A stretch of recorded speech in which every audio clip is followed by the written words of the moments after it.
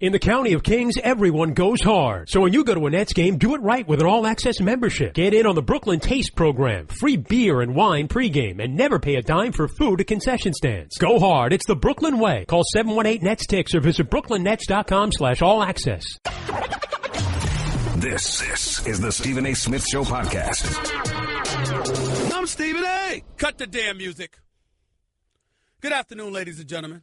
Welcome to the Stephen A. Smith Show, coming at you as I love to do every weekday afternoon over the airwaves of ESPN Radio. That's 98.7 FM in New York City. That's 710 ESPN in L.A. That's Sirius XM ESPN Radio, Channel 80. Number to call up as always is 866-729-3776. That's 866-729-ESPN. You know, we got a lot of stuff to get into today. Jimbo Fisher, head coach for the Florida State Seminoles, is coming up. 30 minutes past the hour. Looking forward to talking to him. They should have a good team this year. Obviously, the Dallas Cowboys are making news. We'll definitely be talking about that. But the number one story percolating is still Kyrie Irving and LeBron James. You know, I'm going to say something here. I'm going to openly confess to you that what I'm about to say, it's personal. It's personal. One of the things that I pride myself in doing is that, you know, you're objective in pursuit of the facts. But once you acquire the facts and you disseminate it to the masses, you can be subjective in your opinion about those things. And you move forward from there. I want everybody to know that I have the greatest respect in the world for LeBron James. Not just because he's a champion. Not just because he's been to 7 consecutive NBA finals. Not just because he is the quintessential superstar of the modern day era and the closest thing to perfection as a superstar that I have ever seen. In terms of him being a role model, his philanthropy, his charitable donations, his leadership, and so on and so forth. But nobody's perfect.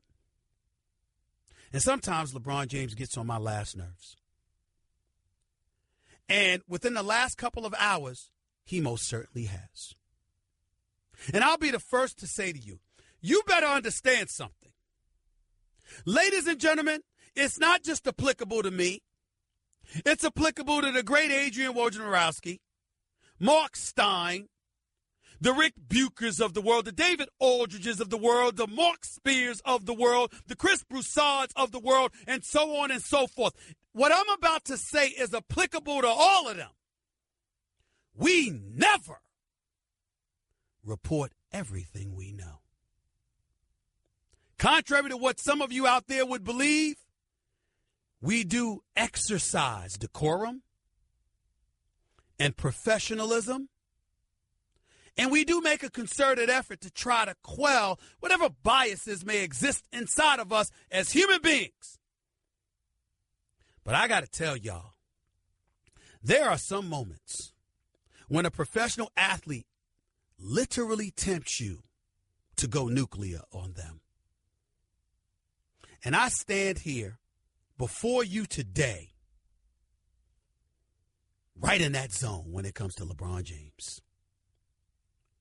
Ladies and gentlemen, LeBron James sent out a tweet about me responding to Slam magazine, talking about not facts, people, boo, get another source. He's talking about me. He's talking about what I reported. And what I reported was that if LeBron James was in front of Kyrie Irving, I was told, quote, he would be tempted to whoop his ass. Excuse my language, it's Walt Disney Airwaves, but that's a quote. That's what was told to me. I did not speculate. I did not put that out there. It was told to me. Verbatim. In that manner. Tempted. Now, in defense of LeBron James, let's walk this back a little bit because people have gotten beside themselves. LeBron James has always exercised class. He's always exercised professionalism. He's a businessman, and rambunctious or contentious or irresponsible behavior doesn't ingratiate himself to the businesses that he represents. He's not going to hit Kyrie. He's not going to get into a fight with Kyrie. It wasn't meant to be taken literally. It was meant to highlight his level of frustration with what he perceives to be something that Kyrie Irving is doing in his eyes, which is to say he believes that Kyrie Irving, who is a big-time talent and, as far as I'm concerned, a superstar in his own right, who is a champion, wants to leave, and that should have been that, rather than Kyrie Irving trying to make his departure about LeBron James because it makes LeBron James look bad, and LeBron James feels betrayed. Ladies and gentlemen, I'm not speculating. That is what was told to me by confidants LeBron James spits out there. See, my name's not some of the people that LeBron James sits down and interviews with. I won't mention any names because I'm not trying to cast any aspersions on them. They're my colleagues, and I respect the hell out of them. And more power to them if they could get LeBron James to sit down with him. I understand he don't want to sit down with me. Fine. I could care less. But let's be clear. LeBron James likes comfort. And let's just say I don't make him too comfortable. Why? Because my ultimate issue is fairness. See, we could take sides all we want to about what's Kyrie doing and is he wise to do this, that, or the other. People need to understand something here. Kyrie Irving is not some dude who does not care about winning. Kyrie Irving is not some dude who believes he's going to lose if he doesn't have LeBron. Kyrie Irving believes he's a franchise caliber player who will win whether he has LeBron or not. And he believes he has elevated and graduated his game to such a degree that it is more than apropos for him to look for greener pastures beyond Cleveland. He believes he's worthy of being the face of a franchise. One of his mentors is Kobe. And we knew how interested Kobe was in being somebody's sidekick or perceived as somebody's little brother. That's Kyrie Irving. And also Kyrie Irving, in his mind, according to his people, is not trying to malign or insult LeBron James by any turn. And matter of fact, they're extending credit to LeBron James because, as Adrian Wojnarowski pointed out in his column on ESPN.com over the weekend, it's LeBron who these stars have to thank for the business acumen that they're exercising by empowering themselves and putting themselves in position to take control of their own careers. LeBron is the one that instigated and initiated and provoked all of that. Kevin Durant spoke about it before. Dwayne Wade spoke about it before. Chris Paul spoke about it before. And now Kyrie Irving is doing the same. So Kyrie Irving, according to his camp, is saying, what's the problem? LeBron, on the other hand, is saying, excuse me, this narrative that's out there painting me in a bad light just because you want your own franchise is unfair to me, your brother and your teammate who's always been there for you. There's two separate sides. What did I say that was fake? What did I say that was fake news? And even if that were the case, why is it that LeBron James always has this penchant to say something like that about me? Was I wrong when I broke the story that he was going to South Beach? Was I wrong when I talked about how I'm hearing he's going back to Cleveland? I just refused to believe it because who the hell would want to leave South Beach? But I am hearing he's going back to Cleveland. What if I got into the real story about what happened with LeBron James against Boston the year before or that spring when he finally decided to leave Cleveland and take his talents to South Beach? But we don't want to get into that.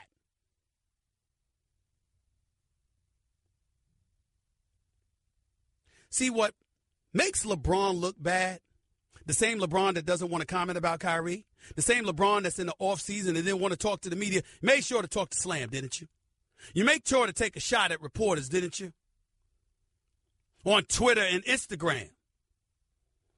Ladies and gentlemen, LeBron James has access to my number. If it was almost any other superstar in the league, I'd have heard from them. They'd have called me directly. I'm not bragging, but I got it like that.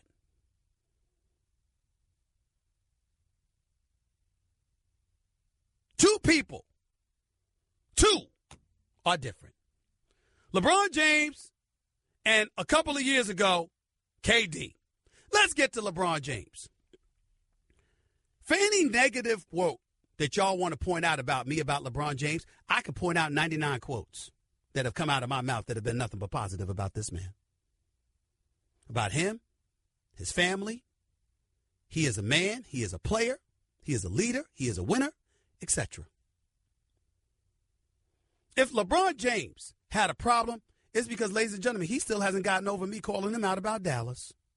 When he had 8 points in an NBA Finals game being guarded by the likes of Jason Terry and J.J. Barea and didn't want to shoot the ball. That's his problem. Kevin Durant's problem with me. Oh, what did I do? What is this crime that I committed? You know what it was, ladies and gentlemen? 2 years ago, I said KD's thinking about leaving OKC. He was out there filming a commercial in L.A., and I'm hearing, whether it's L.A. or someplace else, things might not work out in OKC. He's thinking about leaving. Not only did he say I was wrong, he said I don't talk to Stephen A. My family don't talk to Stephen A. My friends don't talk to Stephen A. Mama's on the show. Brother coming up to tour at ESPN. He chilling out with me months earlier at 40-40, but he never talked to me. LeBron James, you in Dallas, stinking up the joint during the NBA Finals. You openly admitted you stunk up the joint and how that was a growing experience for you and how that enabled you to ultimately become a champion. But because I had the temerity, the unmitigated gall to point out something you did in front of 50 million people, you all caught up in your feelings. And this is the same LeBron James that wants us to believe that his feelings really are of no consequence with this whole Kyrie Irving situation. Stephen A. points out what you did in front of 50 to 100 million people by stinking up the joint in your NBA Finals series against Dallas. You ain't get over that. But Kyrie Irving saying he don't want to play with the Cavaliers anymore. And this narrative about you not being happy about that suddenly is fake news. This is after people close to you, who you sign on to speak on your behalf, reach out to yours truly. And now it's fake news. Really, LeBron? Really? Y'all go ahead and talk to LeBron James all y'all want to. I'm going to watch this great, iconic athlete, one of the greatest we have ever seen, arguably the greatest athlete we have ever seen, who is a phenomenal player, father, husband, philanthropist, and man. I will continue to watch him to do his business. But I have nothing more to say in regards to this particular subject, but this and this only. What I quoted somebody as saying, I stand by. The facts that I've accumulated by speaking to over 30 different sources this weekend, I stand by. I'm not budging or inching back one bit. I said what I meant. I meant what I said. And if LeBron James wants to refute that, I welcome the opportunity for him to do so. I can't wait. Gives me more an excuse to go in even deeper. Kyrie Irving Say what you want about him. The brother's a big-time ball player. He can ball. He's a champion. And the one thing that stood out with me about him is that he says, meaning his camp says, we had a private meeting. We promised Cleveland we wouldn't divulge a thing, and we never did. It came from somewhere. LeBron James' side emphatically denies that it came from them. Where's the fake news? Where is it? Don't hide behind 40 characters, LeBron. Speak. Rachel Nichols is on the way and waiting for you. So is Brian Windhorst. Talk to any of them. Love to hear your response to that. Where's the fake news? 866-729-ESPN is the number to call up. That's 866-729-3776.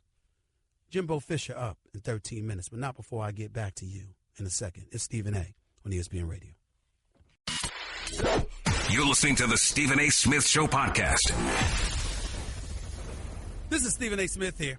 When it comes to our cars, one thing is almost certain. Something that sometime is going to break down, and if your vehicle warranty is expired, one big repair can break your bank. There are auto protection plans out, but one stands alone. Toco Warranty. With Toco, you don't pay upfront fees for service you may never use. Toco makes protecting your car easy with their pay-as-you-go plan. Just pay a small amount each month and keep the protection for as long as you like. With Toco, there's no long-term contract, no upfront fees, and you can cancel at any time. So get peace of mind, please, knowing you are protected with coverage plans on the engine, electrical, transmission, cooling system, drive axle, and more. Plus, enjoy the benefits of roadside assistance and paid rental car fees. Toco's special concierge service guides you through the entire process from sales to claims to customer service, all under one roof. So don't risk being grounded by auto repairs you can't afford. See if you qualify for Toco at 800-211-2884. That's 800-211-2884. That's 800-211-2884. Once again, I want to reiterate to just sort of walk back things. And I'm going to get into it from this perspective. I think it's a black-white perspective to things. Yes, it's absolutely true that I was told if LeBron James was in front of Kyrie's face right now, he'd be tempted to whip his ass. End quote. It's not me speaking. It's a quote. But the flip side to it is that I understood. And most black folks understand. It's not to be taken literally. LeBron James is a businessman. He's damn near a billionaire. He represents Nike and Sprite and a host of other companies. His business ventures expand far and wide. He's not about to do anything stupid that would sully his reputation to such a degree. He would never do that. Wasn't to be taken literally. When people on the air, I really hope that it doesn't regress to violence. Will you stop it? I mean, is everybody a damn fool these days? Well, LeBron James looking like hitting Kyrie Irving. It's not going to happen. He wouldn't do that. And Kyrie wouldn't allow it. Like everybody needs to pump the brakes and calm down. That would not happen. Nobody was trying to say that LeBron James would do that literally. That's metaphorically speaking. He's that upset. Yes, it was a quote. Yes, I was accurate in a quote that was given to me. But under no circumstances did I believe for 1 second that LeBron literally would put his hands on another man over such a situation. It was just somebody speaking about how upset LeBron was because he felt betrayed by the narrative that has been out there. Because he felt that Kyrie, or feels that Kyrie, could do something to avoid it. In response, Kyrie's camp is like, wait a minute. We didn't do anything. Kyrie is looking to move on. He believes he's talented enough to be the face of a franchise. That's what he wants to do. He's a champion, too. And he's a closer. And he shouldn't have to defer to anybody, particularly an individual who isn't even sure he's going to be in that city next summer. By the way, Kyrie didn't learn that on his own. LeBron taught us that. Because LeBron has encouraged all of us not just to be athletes, but to be businessmen. It's a compliment to LeBron, not an insult. Those are the two things that exist here. The dichotomy in the opinions in terms of what's being disseminated. That's all. That's it. But if LeBron wasn't so caught up in his feelings, he wouldn't feel the need to imitate President Trump by trying to call something fake news.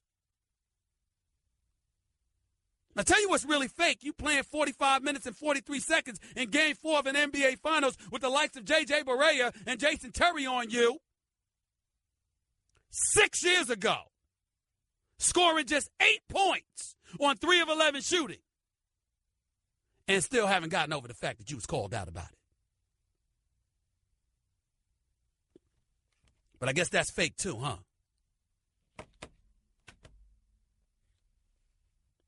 Let us not believe what our eyes see or saw, because that's certainly not the great LeBron James now. Back then, different story. Jimbo Fisher, head football coach for the Florida State Seminoles, up next with Stephen A. on ESPN Radio. Guess what? You're in the middle of the Stephen A. Smith Show podcast. Damn it, I mean it! 33 minutes past hour number 1 back here on the Stephen A. Smith Show, ESPN Radio. My honor and privilege to have my next guest on the line with me right now. He's the head coach for the Florida State Seminoles, national champion head coach, 2013. Jameis Winston is his quarterback. I'm talking about the one and only Jimbo Fisher is on the line with yours truly right now. Coach, good afternoon, sir. How are you? Good, Stephen A. How are you, buddy? Hey, man, it's always good talking to you, first of all. Wanted to say that. Secondly, I'm looking at your roster right now. I got a lot of talent. I believe in you. There's no question. I expect y'all to be good. But you're opening the season in Atlanta, the new Mercedes-Benz Dome against Roll Tide, baby, Alabama and Nick Saban. Talk to me about that and why you agreed to open your season with that kind of game. Well, at the time, I mean, you're getting into this college football playoff world. Mm-hmm. And you go to these big games, the venues, at the neutral sites when you go play them, and just first time your kids ever walk in because you're the home and everything else. This is one way to create the atmosphere, the environment, the drama, and all the clutter that those kids have to learn to deal with to play in those kind of atmospheres. I think the more times you put your team in it, the better they are. And I think it's a great way to start the season. And now people are calling this the greatest opening game in college football history with the rankings and all that. We'll find out about that. But at the same time, it just creates that atmosphere. And we're the two winningest teams in the country in the last 7 years. So I think it's a great way to open up. Coach, I know that you try to think positive and whatever, but I also think successful coaches entertain worst-case scenarios and prepare themselves accordingly.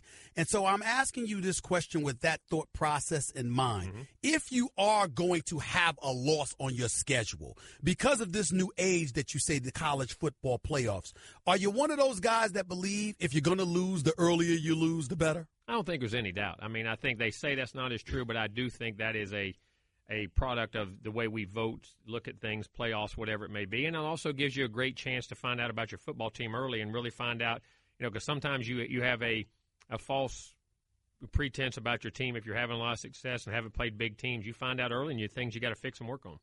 We're talking to Jimbo Fisher, head coach of Florida State Seminoles, right here with Stephen A. on ESPN Radio. You were quoted recently that you made life, quote-unquote, hell for players at spring practice, even calling yourself a, quote-unquote, a-hole. Mm-hmm. Now, I'm wondering, why did you say that about yourself? What were you doing to these players, Coach? What were you doing to them? Making them respond to coaching and competition and toughness. Because, listen, we're in the – I call it – here's how far back I'm bad on this stuff. I call it Nintendo syndrome. But you know what I mean. When things don't go right, you hit the restart button. You know what I'm saying? Right, and put these kids in – and that's our society. Well, if it doesn't go well, I take my ball and go home. I don't compete. Putting those kids in adverse situations, playing with toughness, learning to play the next play, learning to fight your way back, once you're ahead, learning to sustain, but teaching them how to compete. And I think that's one of the things that we've lost in our society today. We're in a combine world. We got kids when they're in the 8th grade. They're the greatest things in the world, the 9th grade, the 10th grade, and they forget about one thing.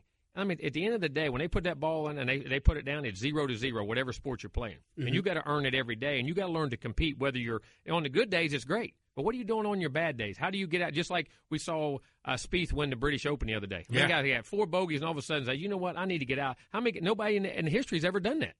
and teaching your kids how to compete and play in those situations. And I think in today's society, the way we are as a society, I think that's more critical than ever. Well, it's interesting that you say that because, Coach, maybe you felt this way before, but I've never seen those quotes associated with you as it pertained to a particular spring practice or whatever the case may be. So I guess I'm asking that question. Is there something that you're seeing now that you didn't see a year ago, that you didn't see 5 years ago or 3 years ago? Is there something that's percolating that's going on, whether it's in college football specifically or in society overall, that you haven't seen before that has you very concerned? I think it's both, and I think I saw it early in our team last year when we had some tight games, some tight situations get away from us. And, when you have whether you win or lose, they're all learning experiences and what you have to gain from them. And I said, listen, I never want that to happen again. And I think if your mental toughness, your competitive nature, and understanding how to process things and move to the next play will enhance, I think that will help eliminate those situations that we went through. And that was one of my things that I wanted to go into and make sure we fixed. Coach Fisher for Florida State right here with Stephen A. on ESPN Radio. You lost a guy, somebody special. Rushed for 4,464 yards and 46 touchdowns the last 3 seasons with 3 consecutive 1,000-yard seasons. I'm talking about Mr. Dalvin Cook. How you going to replace him? Well, I don't know. I mean, how do we ever replace Deion Sanders? How do you ever replace Derek Brooks? I mean, you don't ever replace them, but what they have done for you and the way I look at things, just like Jameis Winston, they set a standard of how they played. Now it's the next guy's job to reach that plateau. You don't know if you ever replace them and how they do it, but somebody's going to rise up and find that competition level within themselves of greatness that they want to be thought of just like Dalvin or Jameis or Charlie Ward or Deion or Derek Brooks or whoever it may be, Warwick Dunn. And they set that standard, and that's one of the great things at Florida State. The next guy has the ability to climb to that. I'm not sure who it is. We'll find out when practice starts, but I think we got some great candidates. What about at your quarterback position, DeAndre Francois? I mean, he looked pretty good last year. He's going to be a redshirt sophomore now.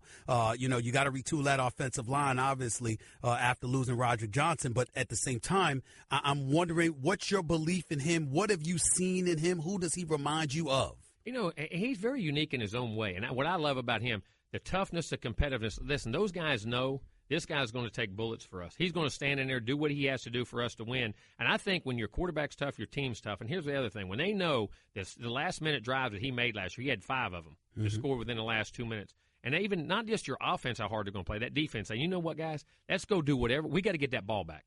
We're going to find a way to – if we get it back to DeAndre's hands, if he touches it enough times, we're going to be successful. And I think he creates that excitement about it, about our team, and our guys have enough confidence in him. And he has shown that through the offseason. His work is – his workouts, the way he's progressed as a player and everything, and they love him, and I think they'll play. I think the whole team will play hard for him. You had a guy in DeMarcus Walker on the defensive side of the ball who had 16 sacks for you. He's gone now, but your defense ranked 44th in the FBS. You allowed 25 points per game. How are you going to alleviate that? How are you going to make things better in that regard? Well, I think the last half of the season we did that, and I think we had a lot of experience. I think the experience up front with Derek Nottie, Brian Burns had 9.5 as a freshman. Josh Sweat up front. DeMarcus Christmas. Matthew Thomas is really merging back into play, and Henry Derrick. And then you get a guy back named Derwin James that is not a bad player that I think is really going to enhance some things. Trey Marshall. And then you had McFadden who led to – you go back and look at those last 6 to 8 games, but we really took a lot of progress in the way we played. And I'm really anxious to watch us go play this year. I am. I think our defense has a chance to be a very, very good defense. Derwin James, you brought him up, Coach. How's that knee injury? It's been great. He's been full speed. And biggest thing for him, I'm telling him, slow down. You can't play a whole season in one game. He wants to play so bad, but he's ready. He's physically ready. He's mentally ready. He's been in the office coming and talking and about leadership and wanting to win a championship and things he can do to help the guys around the team. Coach, what do you think that I could do more to get guys to do this? I mean, I really like his demeanor and where he's at right now. You also quoted Jimbo Fisher as saying that the ACC, not the SEC, is the best conference in college football. Some would disagree with that, obviously, because they're thinking about the SEC and Alabama. Explain yourself, Coach. Why do you feel so adamant that the ACC is the best conference in college football? When you go top to bottom, first of all, look at the last 4 to 5 years. We've had 2 national championships. We've played 3 out of 4. 2 Heisman winners, the head-to-head matchups with all the other conferences across the country. And I think they're all good. I think college football has such parity now, it's crazy. But I think the ACC is playing over the influx of coaches coming into the ACC now. And then you go back in the last 5 years, 8-3 in either playoff games or major New Year's 6-day games, the ACC's record. So when you do all those things, listen, I'm not down in any league. I think I coached in the SEC for 13 years. Alabama is a tremendous university, tremendous team. We're the 2 winningest teams, Alabama and us, in the last 7 years. But at the same time, I think the credit from our coaches, our players, and the commitment that the ACC has made to football, I think right now we're playing as good a football as anybody. Jimbo Fisher right here with Stephen A. on ESPN Radio. Coach, before I let you get on out of here, I mean, you spoke a little bit about the contribution former players make. One of the things I like when I watch a program, I see those former players on that sideline. Oh, yeah. Derek Brooks stands out in your mind. Prime Time's going to wear Florida State Seminole all day long. We all know that. Well, what kind of contribution have these guys made to your program, and how much of their presence do you attribute to your success there? I think it's big because, listen, people want to go to places that have traditionally had historic places that have won and why you've won. And when all those guys come back, all the way back even to Ron Simmons, back when Coach Bowden started those great Orange Bowl teams, and you go all the way through the 80s and 90s, that there's nobody had any better players than we have, and it's a great tradition. We have different venues that they come back to in the spring. A lot of them come to our camps and work in the summer on their own just to come back and give back and want to be around the players in the program. We have them on sidelines during the game. We bring so many back a game. I think it's a huge part. Who wants to be the next Deion Sanders or Terrell Buckley or Leroy Butler or Derek Brooks, Marvin Jones, Charlie Ward, Chris Wink, you name it, Warwick Dunn. I mean, you go down the line, and all the guys we've had, Jameson, Devontae Freeman, and all the guys that we've had here, I mean, they want to do that. And I think tradition and history says that success is possible in the past, and you can be one of these great legends too. And I think they want it. Those guys want their legacy leaving back is for the next generation to keep pushing it. And I think it's a combination of us wanting them wanting us, and I think it's one of the great things that make Florida State, Florida State. Last question for you. How's Jameis Winston going to do this year, especially now that he's got O.J. Howard out of Alabama? Jameis Big time. I think Jameis is phenomenal. I love him and everything about him. But listen, when you're around that guy, I know you guys have the infectious personality, the commitment to winning, the desire, the competitiveness. There's nobody any greater. And this guy was going to be in that league a long time and be a great player. And I expect him to, I don't want to put pressure, but they're going to push and move forward. Him getting Deshaun Watson, being able to take the top off now with Big Mike underneath, I expect them to do some great things. I got news for you, sir. You ain't too shabby yourself. 78-17 in your 7 years in Florida State. 5 bowl victories in 7 years plus a national title. Jimbo Fisher, head coach for Florida State Seminoles. Always appreciate your time, buddy. Looking forward to seeing you. I might show up to that game against Alabama. I might show up down there, Coach. Come on down the sideline. You stand with the guys. I appreciate you, Coach. Thanks so much. Thank you, Stephen A. Take it easy. The one and only Jimbo Fisher, head coach of Florida State, right here with Stephen A. on ESPN Radio, 866-729-ESPN. Is always the number to call up. That's 866-729-3776. Say what you want, but the man has an impeccable resume. It's big time. No question about it. Interesting to see. It's going to be real interesting to see that game. Florida State versus Alabama. Both going to be ready for that one.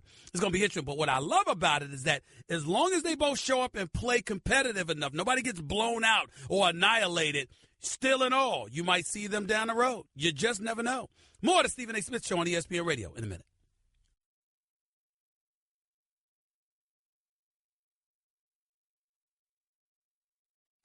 Okay, Kevin, for the grand prize of $1 million, what color is the White House? I know this. 5 seconds. Oh, switching to Geico could save you a bunch of money on car insurance? Okay. Judges? That's true, Kevin. They'll allow it. Congratulations. You're a winner. Woo! Geico, because saving 15% or more on car insurance is always a great answer. You're listening to the Stephen A. Smith Show podcast. 10 minutes before hour number 2 back here on the Stephen A. Smith Show, ESPN Radio. We all need to take a moment to pause just for a second and give our heartfelt apologies to now former Dallas Cowboy wide receiver Lucky Whitehead. Evidently, he's not that lucky. Remember he was in the news yesterday, essentially being accused of committing robbery? Well, it turns out that it was a mistaken identity. The Dallas Cowboys they cut this man. They cut him. People, myself included. It was an aside to me. It was laughable because I just found myself saying it never fails. The Dallas Cowboys, they won't let you down. They'll always end up in the news for something. Somebody will do something stupid. That's not applicable to Lucky Whitehead. According to the police, confirmed by our very own Adam Schefter, it's a case of mistaken identity. Lucky Whitehead is innocent. He didn't do what he was accused of doing. It wasn't him. And because of that, he's out of a job, looking for a new one. Dallas Cowboys prematurely jumped, we all did, not just the Dallas Cowboys, but damn. I mean, they've allowed, have you seen them holding on to Ezekiel Elliott? Jerry Jones coming to his defense. I've seen nothing that indicates domestic violence based off of the accusations from Ezekiel Elliott's former girlfriend. NFL has been investigating over a year. Ezekiel Elliott plays on. Lucky Whitehead gets falsely accused. Before he's got a chance to pass gas, he gets cut. Pretty harsh, wouldn't you say? Pretty harsh. But forget about Dallas. We got to hold our own selves accountable. The fact of the matter is we went by the reports, and it turns out it was a case of mistaken identity. Rare that you hear about that happening, but that clearly was applicable in this particular case. It is what it is. Very, very unfortunate. I'll tell you something else, even more unfortunate. This ongoing investigation for Ezekiel Elliott. Ladies and gentlemen, anybody that commits domestic violence deserves to pay the price. Plain and simple. But this man hasn't been arrested, hasn't been tried, hasn't been convicted. He's been playing games for the Dallas Cowboys for the last year. And the NFL still is investigating the case, allowing it to drag on and be in the media. That is not fair to Ezekiel Elliott. I'll make fun of the Cowboys on the field all day long, or them stupidly finding themselves in trouble all day long, because I do believe they're an accident waiting to happen. I despise their fan base, the worst, most nauseating, delusional fan base in American history. But the Cowboys themselves as a team, as an organization, I can make fun of them too. Ezekiel Elliott does not deserve this. Get him in trouble, suspend him, or let it go. But to allow it to just drag on with his name dangling in the wind is egregious and cruel, especially on the part of the NFL. Hour number 2 up next with Stephen A. on ESPN Radio. That's just a sample of what you'll hear on the Stephen A. Smith Show. Weekdays at 1 p.m. Eastern on Sirius XM Channel 80 and the ESPN app. In the County of Kings, everyone goes hard. So when you go to a Nets game, do it right with an all-access membership. Get in on the Brooklyn Taste program, free beer and wine pregame, and never pay a dime for food at concession stands. Go hard. It's the Brooklyn way. Call 718-NETS-TICKS or visit brooklynnets.com/all-access. This is the Stephen A. Smith Show podcast. I'm Stephen A. Hour number 2 of the Stephen A. Smith Show here with you till the top of the hour. Over the airways of ESPN Radio, Sirius XM Channel 80. Number to call up as always, it's 866-729-ESPN. That's 866-729-3776. Let's get to the phones for the first time today. Lots of stuff to get into. Let's go to Omar. You're live with Stephen A. Talk to me, Omar. How are you? Hey, Stephen A. How are you, man? I'm Much doing good. respect. Thank you. I was listening to your opening statement, and you mentioned about Chauncey Billups having some kind of knowledge of Kyrie's, situation in Cleveland. I didn't mention that, but it's true. I didn't mention that, but it's true, yes. Okay, so what this leads me to believe is, how much do you think Dan Gilbert is responsible for the situation? I will tell you this. I don't think his name has been mentioned enough. Here's why. Listen, at the end of the day, Dan Gilbert's the one in position to pull the strings. LeBron James is not going to waive his no-trade clause, so he's there in Cleveland, but only for the year. If he does waive his no-trade clause, it's not just him that gets to waive it. Dan Gilbert has to approve a trade before the trade actually happens. LeBron James is not allowed to trade himself. So you have that going on. And then you got Kyrie Irving, who's got at least 2 years left on his deal before an opt-out on the third year. He's got that to deal with. And the reality of both scenarios, who's the person in position of power? It's Dan Gilbert. And who's to say that Dan Gilbert is interested in winning? He may not have a problem with causing LeBron James headaches. Think about this for a second. What if Dan Gilbert sat up there and said, I don't give a damn, I'm not trading to Kyrie Irving. He ain't going anywhere. Could you think about that for a second, please, Omar? Because think about this. Yes. even with the roster intact, despite of the apparent acrimony, at the very least, we're talking about a trip to the Eastern Conference Finals. At the very least. Probably another finals berth. Okay? So if you're Dan Gilbert and you just want to be, you just don't particularly care, you know what? You don't have to make a move. Kyrie Irving is locked in for the next 2 years at least. LeBron James, you could keep LeBron James on the squad, and then you might, listen, LeBron won't waive his no-trade clause, so you'll keep him on the squad. If he does waive his no-trade clause, then you can trade him and get assets for him. You're Dan Gilbert. You don't have there's no compunction for you to think about anybody's feelings. You've been making money. You've spent the money. And on top of it all, you helped deliver a championship to Cleveland for the first time in 52 years because you were willing to pay those max dollars and trigger the luxury tax and all of that other stuff. You didn't shortchange anybody. Now, his problem might be that he wants to be the Jerry Jones of the NBA, sticking his nose into everybody's business, trying to be the owner, the president, the GM, the coach, and everything else, and that might be hazardous to his productivity. But in the end, why should he care?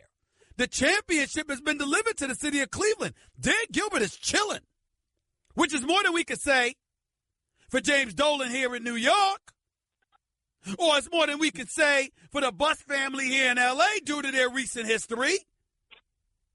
Dan Gilbert doesn't have that problem.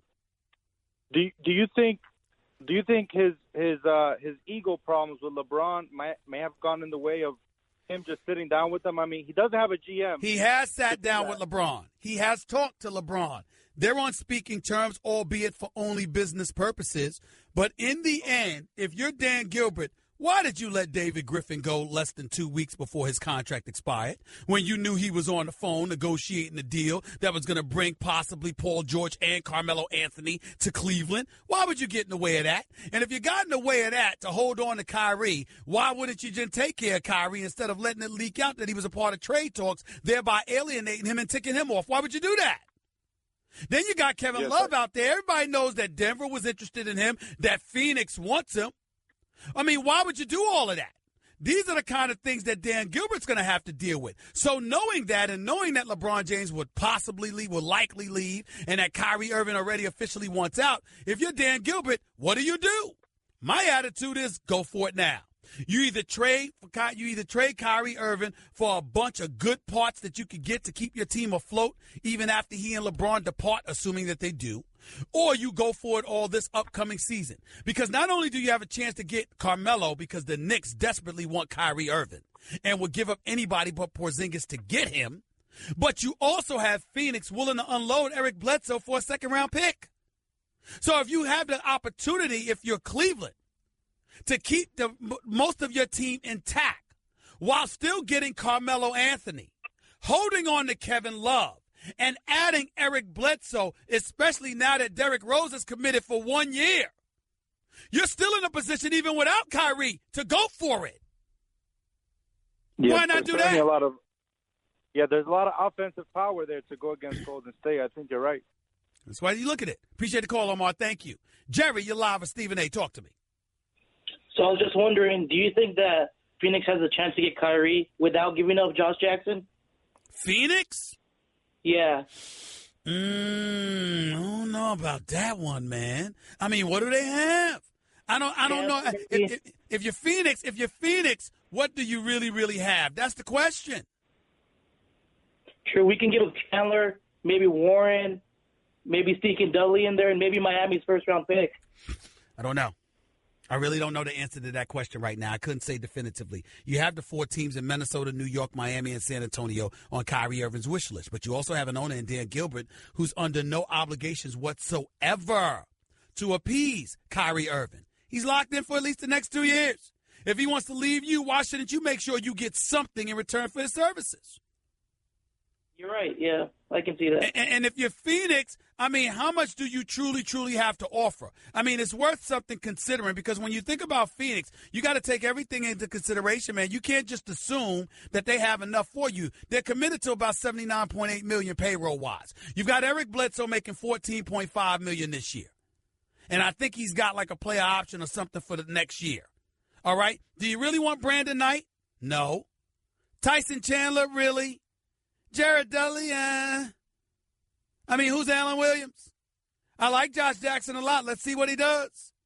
Bender, T.J. Warren. Listen, the name that comes to your mind is Devin Booker.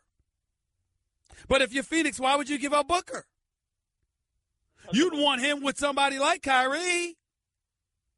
And why would you give up Josh Jackson? You just spent the 4th overall pick on. So I don't know if Phoenix has anything to offer. I really don't know the answer to that question. All right. Thank you, man. See it. Appreciate it. Al in Queens, you're live with Stephen A. What's up? Hey, Steve. Welcome back, man. Good to be back. What's up? Miss you. I just wanted to know, you think Melo's going to get traded? Yes. And you think Kyrie's going to get traded? Yes. Both I hope that the Knicks are able to get I'd love to see Kyrie in the Mecca at Madison Square Garden. He doesn't need a big market. In today's NBA culture, you're making money no matter what market that you're in. And he's got his endorsement deals as well. So he doesn't necessarily need a big market. But I'd love to see Kyrie Irving at Madison Square Garden dancing on people night in and night out. That would be something special to behold. What I would say, however, is this. If you're New York, you're willing to move Melo. You're also willing to keep him. You know Melo wants out. He's insisted on it. Despite the fact that Phil Jackson is gone, he still has told James Dolan he wants out. His first choice is Houston. But Houston doesn't have anything to offer but Ryan Anderson, and the Knicks are going to find that unacceptable. So if you're the New York Knicks, your best bet might be convincing Melo to waive his no-trade clause to go to Cleveland with LeBron, which is very possible. And if you are Melo and you just finished playing with Derrick Rose, who's on a one-year deal, who's no scrub, averaged 18 points a game last year, and you're able to add Eric Bledsoe for a second-round pick, that's not bad. Or you might be willing to get more because you may be willing to unload Kevin Love, too, since you're getting Melo, if you're Cleveland. So it can end up in a variety of scenarios are available. I have no idea at this particular point. Keep your eyes on my man Wojo and the Brian Windhorses of the world and others. Me hosting a radio show and a television show, I get my inside information every day, all day. But I'm not chasing stories trying to be first anymore. I don't have to do that in my career now. That's their job. But I'm just telling you that all of these scenarios are available, and who knows what could happen. Kyrie. What? What about Kyrie? Will he get traded? Told you. I just finished. I explained everything to you. I talked to you about Kyrie in New York. I talked to you about Kyrie, Minnesota, being his number one option. Miami, New York, San Antonio on the list. How he wouldn't go to Phoenix, even though he doesn't have that choice. I don't know if Phoenix has enough to give him. I mentioned all of that. I also talked about how Dan Gilbert is the one pulling the strings and running the show because Kyrie is his player. He doesn't have a no-trade clause, so he has to go where Dan Gilbert sends him. I explained all of that. Have a nice day. Steven, you're live with Stephen A. What's up, man? Stephen A. Yo, Stephen A. This is Steve calling from Milwaukee. I just wanted to say we're touching on this Kyrie Irving piece, and I wanted to see if the Bucks have anything to offer to get Kyrie Irving. I know that we have a young stud in Brogdon. Nope. Nope. No, nothing. No, here's why. Brogdon's good. Right. He's got promise. He deserved Rookie of the Year honors, but he ain't worth Kyrie. Jabari Parker. Hold it. Okay. Jabari Parker. Fabulous young player when healthy. Problem is, rarely is he healthy. And the Greek freak, you're trying to hold on to for dear life. Because this dude can end up being the best player in the NBA within 2-3 years. So can't give him up. All right, so what are we talking about here? Chris Middleton, Greg Monroe, that ain't happening. John Henson, that ain't happening. Teletovic, that ain't happening. Dellavedova, that ain't happening. Spencer Hawes or Larry Sanders or Tony Snell. I mean, are you kidding me? No. You don't have enough. No, Milwaukee's not an option. All right, well, appreciate it. Take it easy, bro. 866-729-ESPN. It's 866-729-3776. More of the Stephen A. Smith Show in a minute. Go get into a little NFL action, some baseball action as well. You'll know what I'm talking about in a minute. By the way, stick around and listen up. It's the Stephen A. Smith Show, ESPN Radio. By the way, I know there's someone out there who had a bad night's sleep. You know why I know this? Because I used to be just like you. That's why. I deprived myself of proper rest because of my chronic snoring. And that was before I tried the revolutionary device called Zeeper. Listen to me and listen to me good. Zeeper's a game changer, all right? If you get good sleep, you feel better, you have better energy. If you don't, you feel blah, you're tired, you're dragging, and you're just pushing through your days. That's why Zeep is so important. Zeep is the answer for great sleep, y'all. I would know because I've been using the product for months, and I'm telling you, it works for me. Let me say it again. Zeepa is the only snorer solution of its kind. And if you or someone you know snores, you need to get a Zeepa. I want you to go get to Zeepa. Go to Zeepa.com right now. Zeepa is pronounced Zeepa. It's spelled Z-Y-P-P-A-H. It's easy to remember because Zeepa is happy Z spelled backwards. So go to Zeepa.com right now and get a Zeepa, please. Tell everybody you know to get a Zeepa. Remember, it's Zeepa. That's Zeepa. Go to Zeepa.com and get the great sleep you need and the great sleep you deserve. It's the Stephen A. Smith Show. ESPN Radio. Back with more in a minute. You're listening to the Stephen A. Smith Show podcast. Few NFL things to touch on. Back here on the Stephen A. Smith Show, ESPN Radio. First things first. Number one, RG3 is receiving a workout with the San Diego Chargers. Guess he's resigned himself to being a backup quarterback in the NFL. Shame what happened to him. Outside of his leg nearly being amputated by Haloti Ngata and that hit when he was a rookie with the Redskins, because he was a rookie of the year, he was absolutely sensational. Never been the same since. But I truly, truly believe what hurt him most was the perceived arrogance. He wasn't Robert Griffin III. He was RG3. I happen to believe he's a good guy that has received a bad rap. There are things he could have done better, no doubt. You don't walk into Mike Shanahan, the head coach's office, and tell him how you want to play and how you're going to play because that was you maybe feeling yourself just a touch because you knew you had the support of Daniel Snyder, who ultimately turned against you and decided to let you go because they had Kirk Cousins ready to go. That's the business of the NFL, the no-fun league, or not-for-long league, rather. So that's something to consider. But I hope that RG3 gets a second opportunity or a third opportunity, whatever you want to call it. I hope that he lands on his feet. I love the idea of him ending up with the Chargers. I shouldn't say San Diego because they're now in L.A. But I love it because I want RG3 to be in a stable environment where he gets an opportunity to really learn how to be a quarterback in the NFL under an experienced veteran like Phillip Rivers. Say what you want about Phillip Rivers. The brother can play. He hasn't won a Super Bowl. That's true. Been in an AFC championship game. He hasn't been Eli Manning.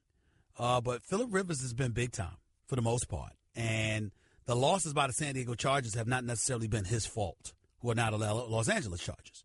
Hasn't necessarily been his fault. So I think that's going to be a situation if RG3 ends up landing there with the Los Angeles Chargers. I think it'll be something that will work well for him. That's point number one. Point number two, the Vegas odds have come out, and they've got Tom Brady and the New England Patriots, the reigning defending Super Bowl champions. They have them going 16-0. I'm not sure about that. That second game of the season at New Orleans is going to be a tough one. I really believe that.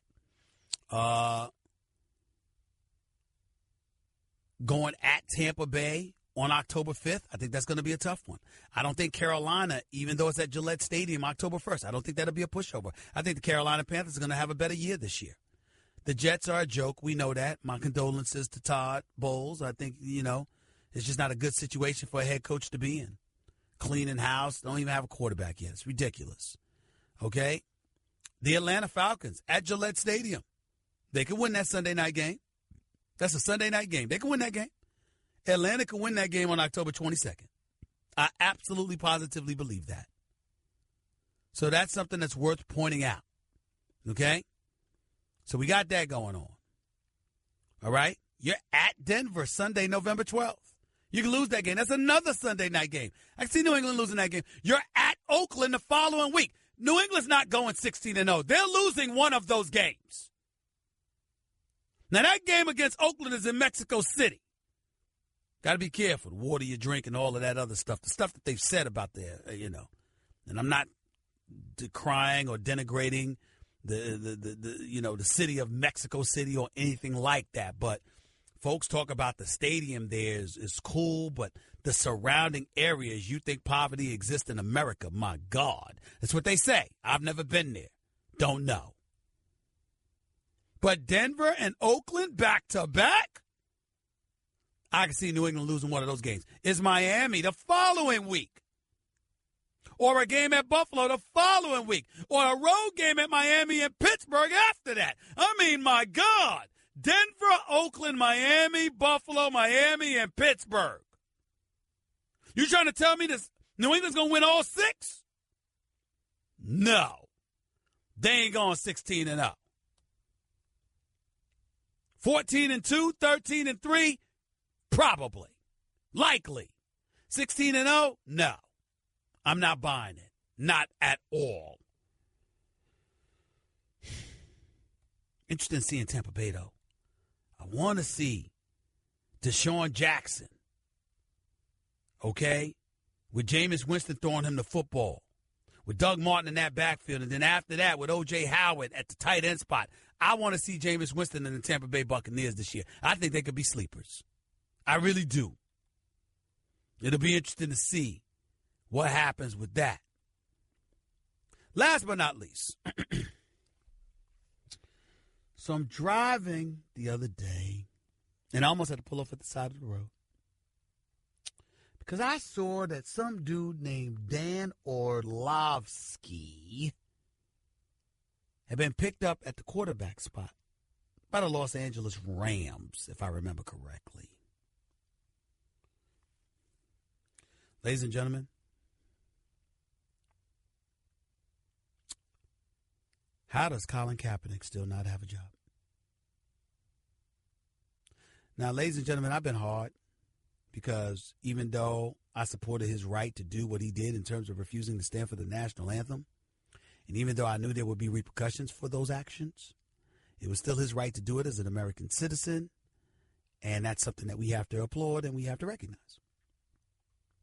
But when he came out and said that he does not vote, after making all of that noise about change and wanting to provoke change, I spoke out against that. I think he came across as a flaming hypocrite, and it was shameful that he said that he doesn't vote. And I know that my little beef back and forth with Michael Bennett over this specific issue only, because I've never had a problem with him, and he's never had a problem with me to my knowledge other than that issue. He did make some valid points in terms of his support for Colin Kaepernick, and I respect the hell out of him and Martellus.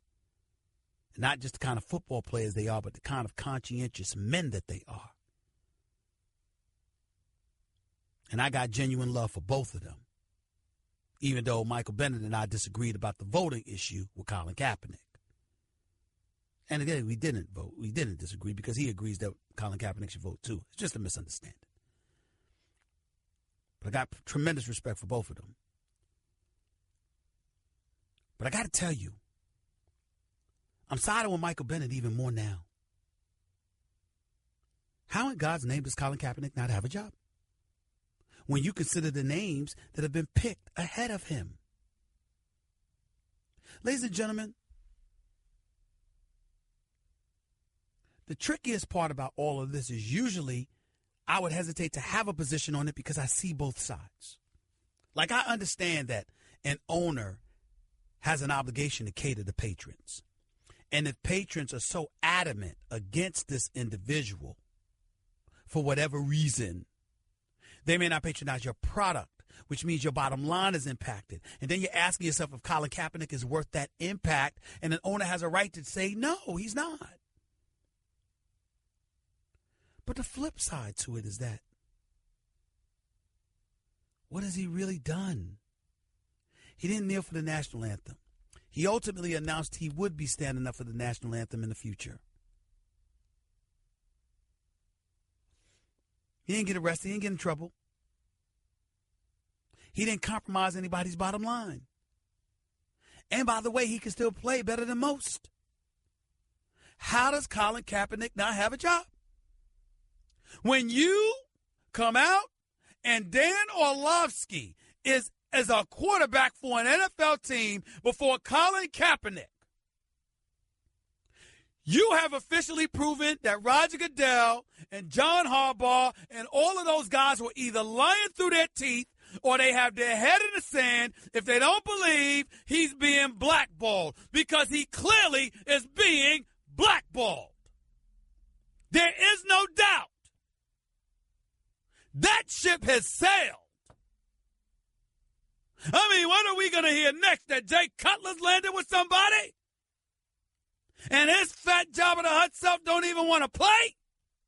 He's interested in being a color commentator on television, and he still has a job before Colin Kaepernick, if that were to happen. Is that what we're going to hear next? I mean, you got to be kidding me.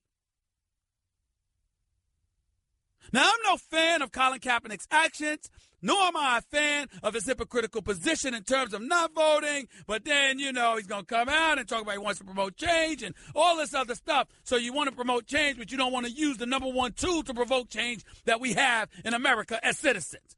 That's my issue. But that is my only issue with Colin Kaepernick. That doesn't mean he doesn't deserve a job.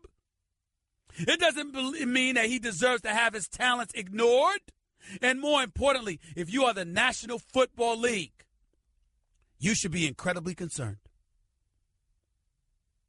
Because a league which is over 65% black, which is the number one sport in America, which generates billions upon billions of dollars, specifically for 32 owners, none of whom are black.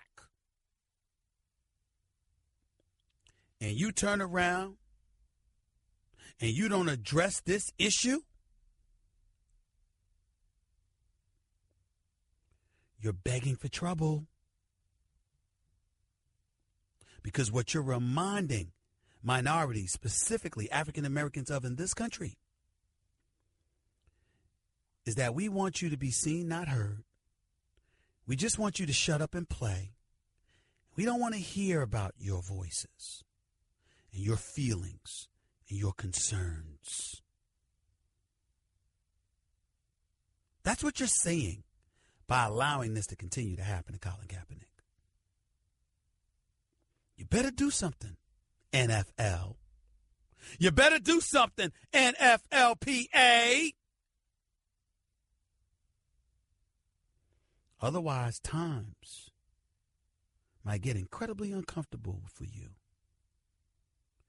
when you least expect it and when you least need it to be. Because after all, you don't think the NFL is filled with a few Michael Bennett's who will not hesitate to speak up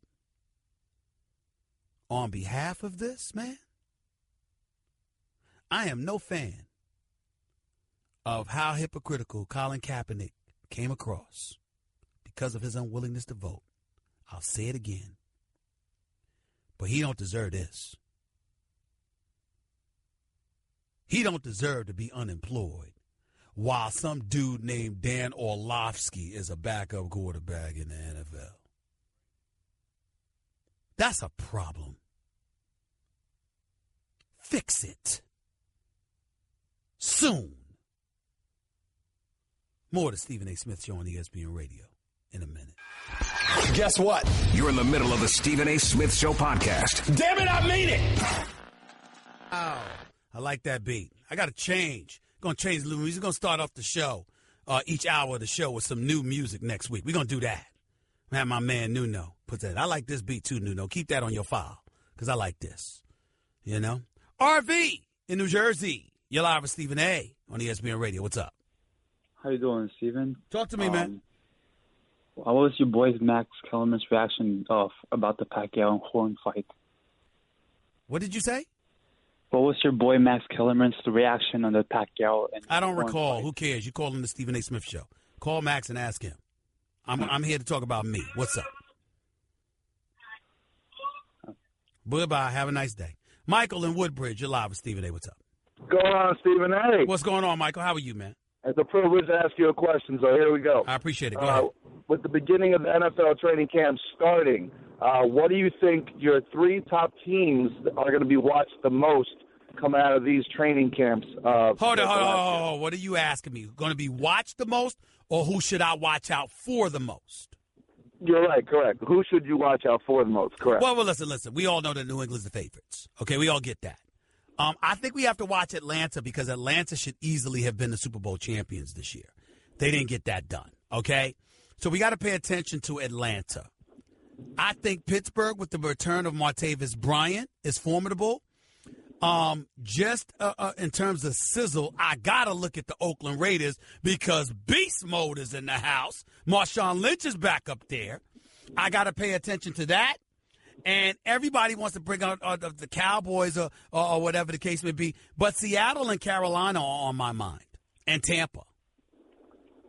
Gotcha. Yeah, I like Tampa too. Yeah. Yeah, no. My man Aaron Rodgers, that bad man that he is. My problem with that is that Ted Thompson and those boys still need to address their defense. They are wasting a year.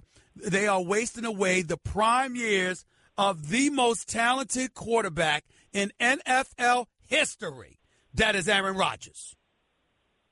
I want to be very, very clear about how I feel about Aaron Rodgers. I would take Aaron Rodgers ahead of anybody.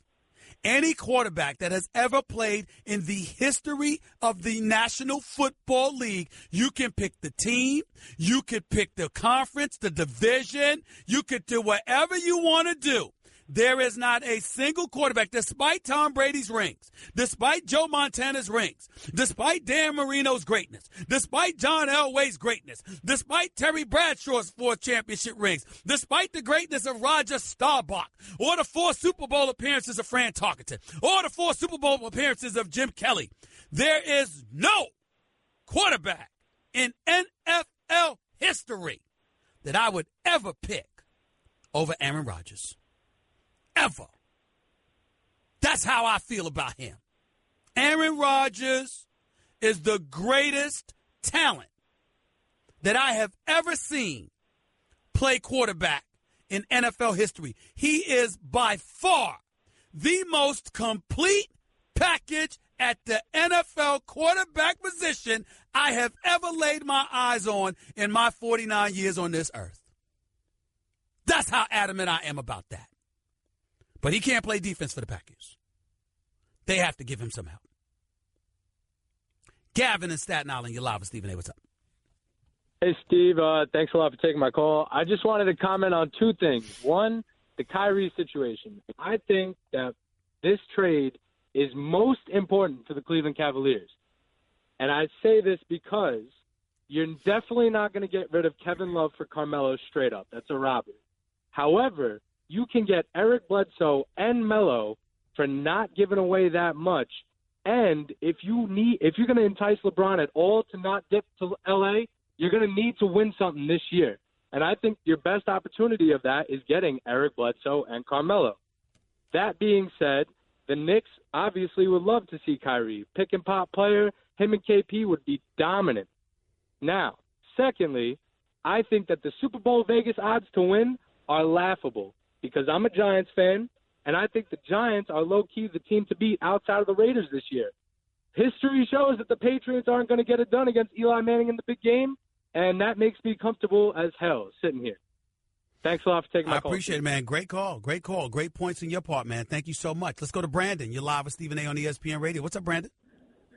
Hey, Stephen A. I just kind of wanted to hit on what you were talking about earlier with Colin Kaepernick, and I agree that he's probably better than a lot of guys in the NFL right now. But if you put yourself in the owner's seat, and this is your franchise, you're responsible for, memorabilia sales, ticket sales, and things like that.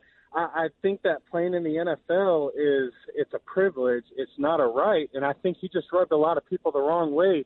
He took a really Stop. Let me ask you this question. I understand that he rubbed people the wrong way. I understand that there are repercussions and ramifications. But that's not what we're talking about here. There's a lot of people, as you well know, Brandon, that threaten to do stuff and then don't do it. Like, for example, the city of Philadelphia could get mad and say, I ain't supporting the Eagles no more. You really think they ain't showing up to Lincoln Financial Field? The Bostonians, oh, the hell with this. I can't stand it. I'm not showing up to a Patriots game. You think they ain't showing up to Gillette Stadium in Foxborough? Come on now. And so what I'm saying to you is this. At some point in time, regardless of how you feel about Kaepernick, all he did was disagree. He didn't interrupt the game. He didn't impede anybody's ability to enjoy the on-field competition. He didn't do any of that, Brandon. He didn't do. So my question to you is, If no one picks him up, is it really the problem of what he did? Or does the real problem lie with you, not you, Brandon, but I'm talking about the viewing public out there as human beings and the owners who capitulate to them as human beings for forcing this man to suffer? Or, Brandon, is there a bigger message? What you really want to do is use Colin Kaepernick as an example to keep the brothers in line, to make sure they toe the line and don't do nothing don't transgress too far. Which is it, Brandon? Yeah, I mean, I totally agree, and I get what you're saying. I do, and I do think, I feel like Tom Brady could come out and say whatever. If it was Tom Brady, he wouldn't have lost. He wouldn't be fighting for a job right now. But I guess my thing is, I wish the owners would, these guys that aren't going to sign him, they need to just come out and call it what it is. If they don't want to sign him because who they think he is as a person, I wish they would say that. My biggest thing is, let's not act like the guy's not good enough to be in the league. Like he hasn't done enough to earn a spot. He's good enough to be in the league, and he should be in the league. What I'm saying, though, as an owner, if these owners have taken a stance, that's their business. They don't have to sign him. Well, they don't have to sign. They don't have to sign him, but we're not talking about what they have to do. Let's like Colin Kaepernick. He didn't have to stand, but he chose not. But the fact that he chose not to, he's still paying a price. And so the point is that you've got billionaire owners who are capitulating to their fan base, hiding behind the fact that they are hiding behind the notion that they're trying to protect their bottom line, when in fact it may very well be that's the way they feel, and they want to keep the inmates in line. That's the point, Brandon. I got to run. I appreciate the call. I appreciate you bringing up the subject. More of your calls to close out the show in a minute. This is the Stephen A. Smith Show on ESPN Radio. Okay, Kevin, for the grand prize of $1 million, what color is the White House? I know this. 5 seconds. Oh, switching to Geico could save you a bunch of money on car insurance? Okay. Judges? That's true, Kevin. They'll allow it. Congratulations. You're a winner. Woo! Geico, because saving 15% or more on car insurance is always a great answer. You're listening to the Stephen A. Smith Show podcast. Back to the phones real quick before I get on out of here for the day. Alonzo in Cali, you're live with Stephen A. Talk to me real quick. Go. Hey, Stephen A., I wanted to ask you, with the whole thing with Kyrie Irving not getting along with LeBron and stuff, do you think it first started when I'm sorry, because I heard rumors, or, I was reading about rumors that they wanted to trade Kyrie over there to Phoenix for they're trying to put that out there right now, but the reality is that it appears that Kyrie just wants to be considered the franchise player and the face of a franchise. And he knows that's not going to happen where LeBron James is, so it's just that simple. I got to run. I appreciate the call, though, Alonzo. Dave in Jersey City, real quick, Dave, go. Hey, Steve, don't forget Joe Montana. I don't know how you put up Aaron Rodgers that high. I mentioned him. I said talent. I didn't say accomplishments. See, that's the key. We got to listen. He's not a better – well, real quick because you're running. He's not a better quarterback than Joe Montana. Wait a minute. I said talent, not production. Okay, no, we're not. I want you to get more calls. Have a good day, Steve. All right. Nobody is better as an all-around talent at the quarterback position than Aaron Rodgers. Throwing in the pocket, throwing while scrambling to his right or his left. Nobody. Stone, you're live with Stephen A. Real quick, Stone, go. Hey, Stephen A., real quick, man.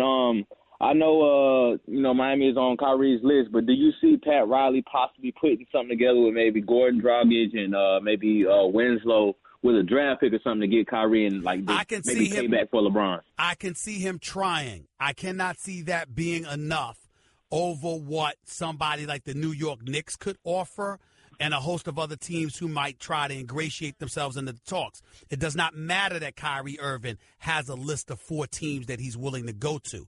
He doesn't have a no-trade clause. He has to end up going where Gilbert and the Cavs send him.